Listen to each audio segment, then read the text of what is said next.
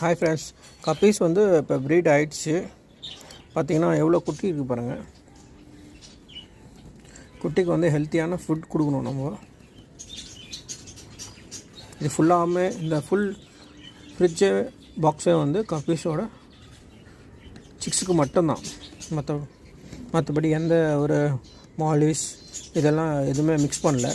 Only கப்பீஸ்க்கு மட்டும் இந்த fridge box வச்சுருக்கேன் நான். இங்கே பார்த்தீங்கன்னாக்கா செப்பரேட்டாக இன்னொரு ஃபிஷ் டேங்க் வச்சு ஃபிஷ்ஷர்ஸை வந்து கொஞ்சம் நல்லா